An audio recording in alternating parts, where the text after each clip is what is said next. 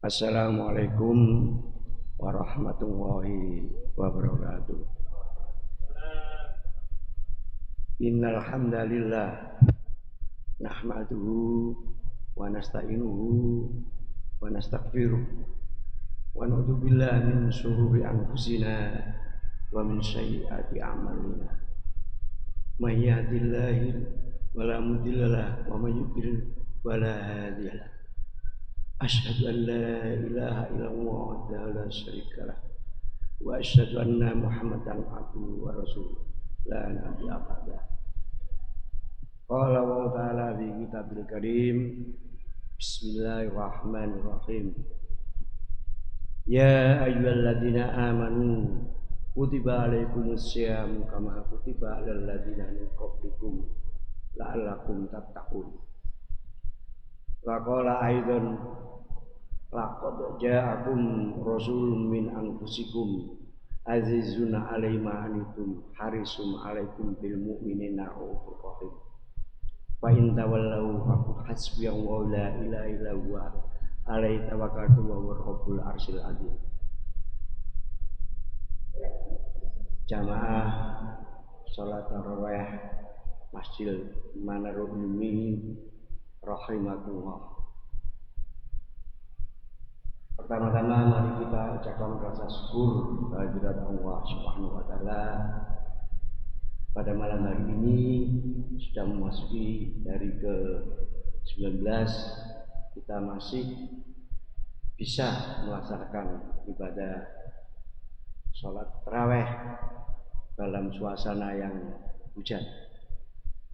Patut kita syukuri dan kita harus selalu bersyukur, di mana kita mendapatkan juga rezeki, baik itu rezeki kehidupan, kita masih hidup, rezeki kesehatan, kita masih diberi kesehatan oleh Allah Subhanahu wa taala, sehingga kita masih mampu menjalankan suatu ibadah-ibadah, baik itu sholat, puasa, zakat, dan juga ibadah-ibadah yang lainnya. Yang paling penting adalah kita bersyukur, yaitu kita masih diberi suatu ketetapan iman dan ihsan. Untuk itu saya menyerukan pada diri saya dan juga pada jamaah sekalian, tidak kita henti-hentinya selalu bersyukur sesuai dengan firman Allah dalam surat Ibrahim ayat 7.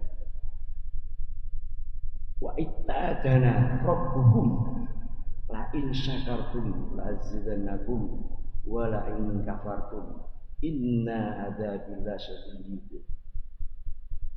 Insyaallah kalau kita selalu bersyukur dalam keadaan apapun, maka insyaallah akan ditambah nikmatnya. Sesungguhnya kalau kita tidak bersyukur maka nanti azab Allah dosa. Jamaah Manarul Ilmi rahimahullah.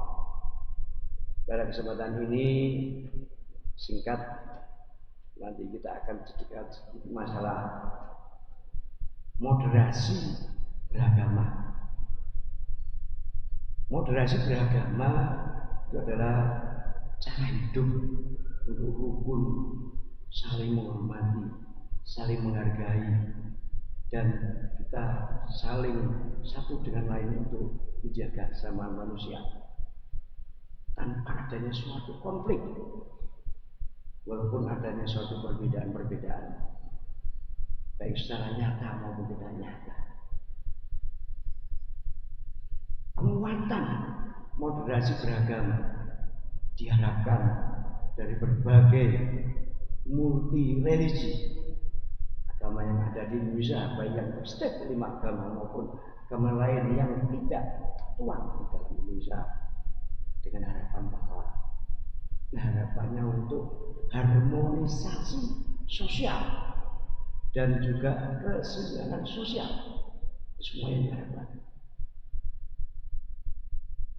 Memang kalau kita lihat di negara NKRI ini, masyarakatnya saya kira sudah melakukan atau sudah berinteraksi dengan adanya moderasi beragama. Itu terlihat dalam suatu indikator bahwa ada 4 indikator yang tertinggi dari indikator-indikator yang lain. Yaitu yang pertama, adanya suatu komitmen bernegara. Yang pertama, di mana di dalam komitmen bernegara kita secara konsekuen melaksanakan secara konstitusi, yaitu Pancasila, jadi secara kebangsaan itu adalah Pancasila dengan Undang-Undang Dasar 45 beserta turunannya. Karena turunannya mulai dari peraturan pemerintah, terus peraturan menteri yang terkait, terus peraturan dari Perhub atau Pergub, Perda, terus juga dari Perkap, atau juga peraturan-peraturan yang tidak tertuang di dalam formal kebangsaan. Salah satu contoh itu yang membuat penguatan Indonesia masih kita tergoyahkan. Misalkan kita melirik di bagian barat Aceh. Aceh tentunya dengan peraturan yang dia miliki sendiri. Aceh adalah Nangro Darussalam, dan di situ dengan ada peraturan khusus yang di Jawa tidak ada, yaitu adanya dinas terkait masalah syariah atau masalah syariat Islam harus diterapkan di sana. Semua wanita harus berjilbab dan seterusnya. Dengan hukuman cambuk sudah diterapkan di sana. Ada dinasnya. Kebetulan saya pernah ke sana. Dan kita merembet ke tengah. Katakanlah Madura, mohon maaf kalau ada yang Madura. Saya pernah di Samplok, di mana di sana mau adanya suatu kegiatan pembangunan kayak Jatim Park 1 ada di Malang, Jatim Park rencananya di Madura di Cirebon. Tapi dengan adanya suatu peraturan daerah atau peraturan yang tidak tertulis di sana, maka boleh, karena itu adalah Jatim Park itu menggunakan lahan air sehingga boleh dengan syarat, karena kearifan lokal yang ada di sana yaitu dipisah untuk pelanggan. Sangat tidak mungkin dengan cara hidrogen dipisah, sehingga tidak jadi lagi. Kita merembet ke bagian tengah, yaitu di NTT. Kalau ada suatu kegiatan pembangunan apapun, maka sebelum melakukan sosialisasi, dia harus melakukan kayak ruatan suku adat, harus dilakukan ruatan lebih dahulu sebelum nanti ada sosialisasi penyerahan pembangunan dan seterusnya. Merembet ke atas di Manokwari atau di Bovendigul, saya enggak, maka itu semuanya juga ada aturan-aturan yang harus dilalui oleh kearifan lokal suku adat di sana. Ini salah satu nomor satu, yaitu dari turunannya Pancasila, undang-undang dan peraturan yang terkait inilah yang menyebabkan adanya satu penguatan secara komitmen, dan itu saling hormati, saling dihargai, bahu membahu sesama manusia. Yang nomor 2 tentunya adalah toleransi. Toleransi sudah terbangun dengan bagus antara agama tentunya. Tentunya dalam toleransi ada suatu batasan terkait dengan ubudiyah, amalia yang lain. Tapi masalah bunyinan nasnya di sini terjaga.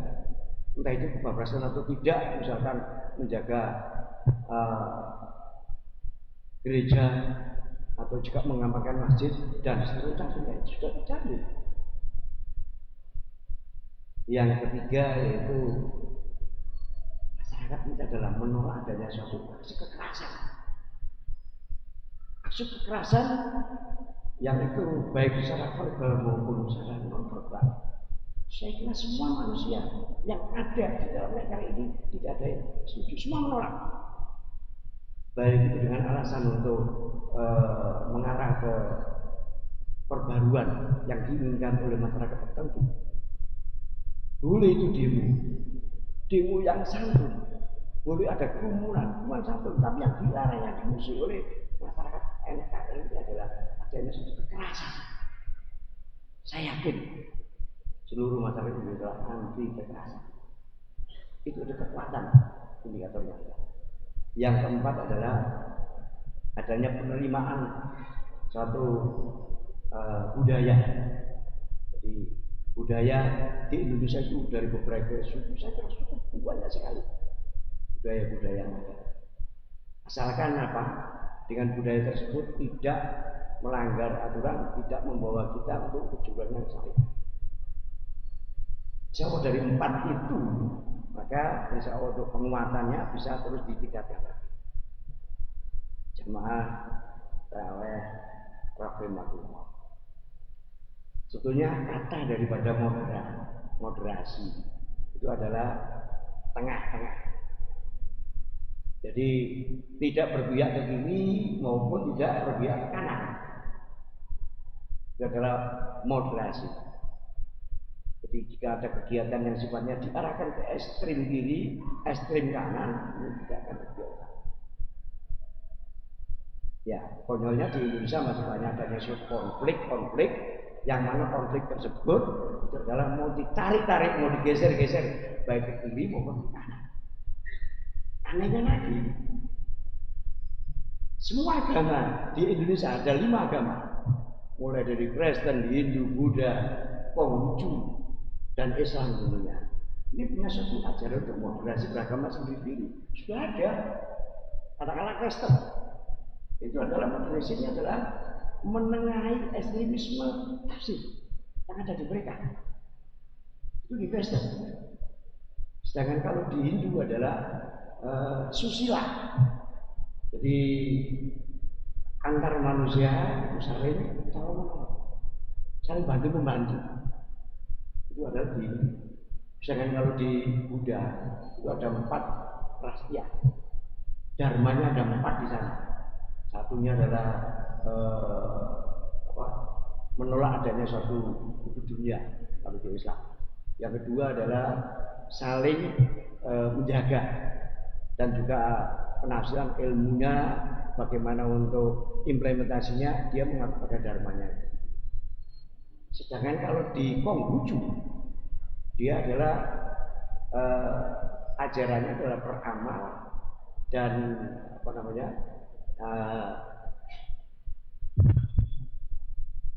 beramal dan beriman, ya.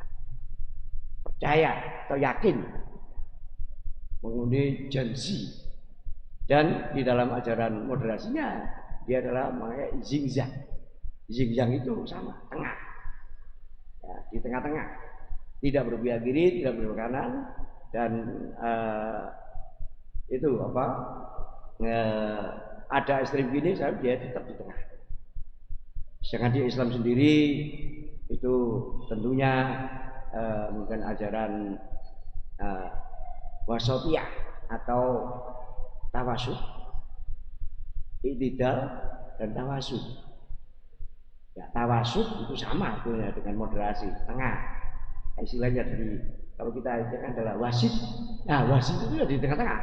Enggak berpihak kanan, tidak berpihak kiri. Mungkin mengambil arti dari Arab. Ya, wasatiyah atau tawasud. Nah, tawasud di tengah, i'tidal adil. Dan tawasun adalah berimbang. Ini adalah untuk ajaran moderasi untuk di Islam. Adapun di Islam sendiri tentunya pegangannya adalah Al-Quran dan Al-Hadis. Tentu dengan banyak penafsiran yang sangat beragam sekali. Banyak orang ahli hadis, banyak orang ahli Quran, ya, para hafidh dan lain-lain. Cuma sayangnya di sini ada suatu, bukan sayang tentunya, kalau itu disalahgunakan jadi sayang. Jadi adanya suatu perbedaan penafsiran. Ya, warnanya banyak. Kata Allah, walaupun itu adalah warnanya banyak, akan tetapi itu adalah suatu rahmat. Itu adalah alamiah.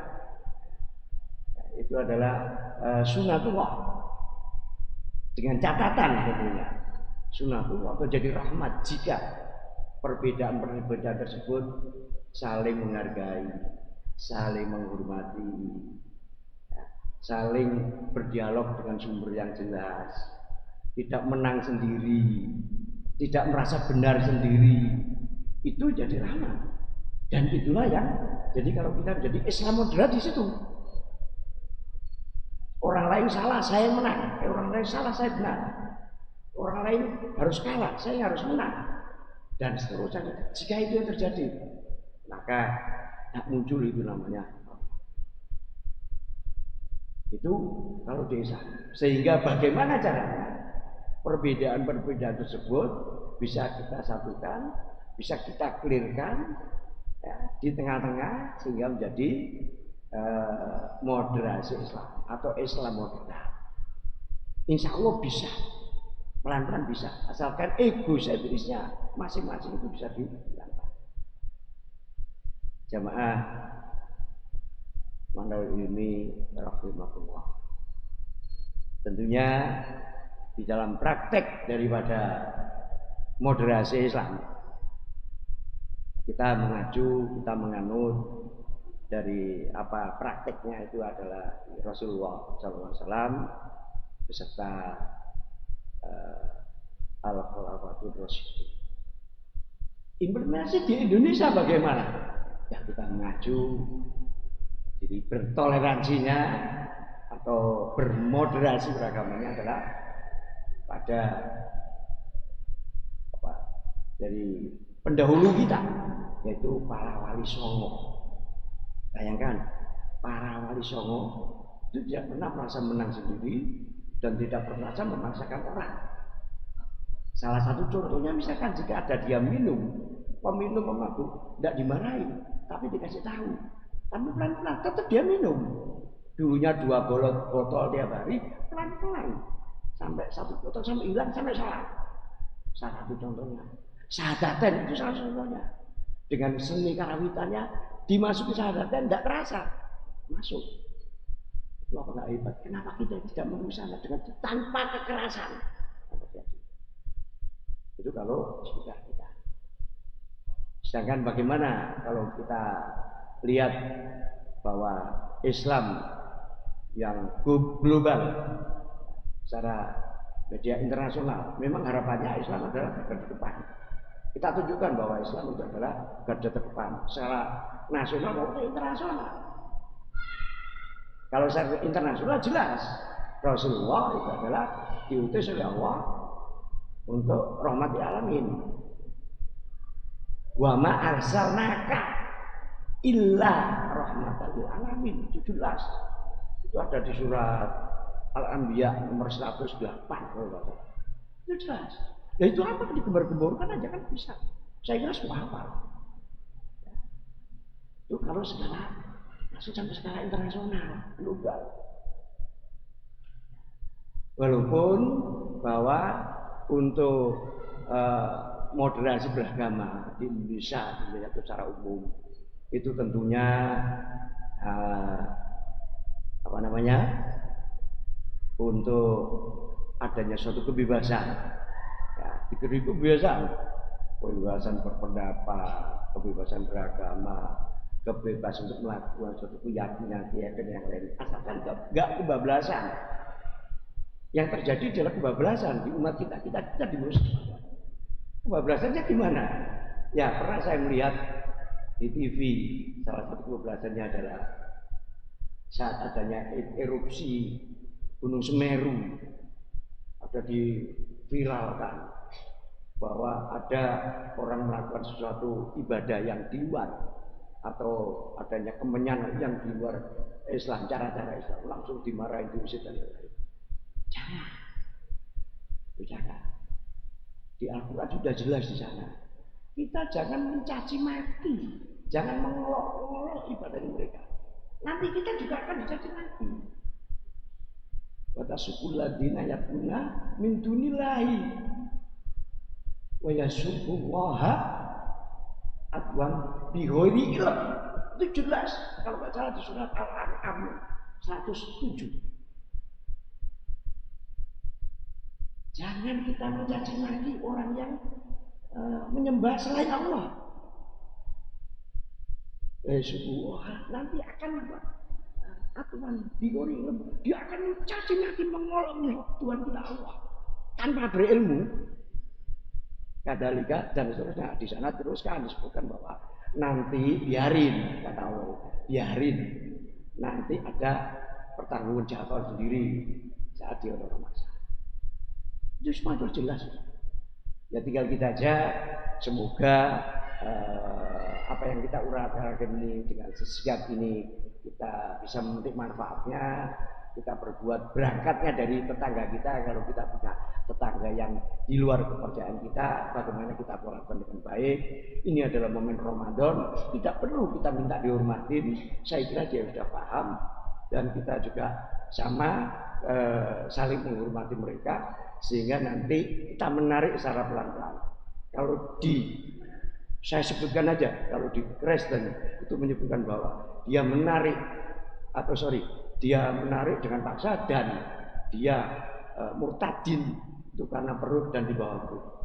Tapi kalau di Islam sebagai orang mu'alaf dia mikir dulu, jangan masuk Islam dulu, mikir dulu baru masuk Islam. Kalau salah masuk dulu baru percaya, itu bedanya. Tapi itu tidak kita masalahkan, kita lihat berpanjang. Topik kita adalah di moderasi beragama, sehingga harapan kita dengan kita bisa menguatkan apa-apa yang telah dicontohkan, baik itu adalah di Wali Songo atau pendulu kita atau sampai ke Rasulullah, itu ada yang kita tiru dan supaya kita jadi tentram, aman, nyaman, hidup rukun dan seterusnya. Mumpung ini adalah momennya momen Ramadan. Mohon maaf apa yang saya utarakan mungkin tidak terlalu banyak. Kami akhiri billahi taufiq wal hidayah. Billahi taufiq wal hidayah wa inayah. Wassalamualaikum warahmatullahi wabarakatuh.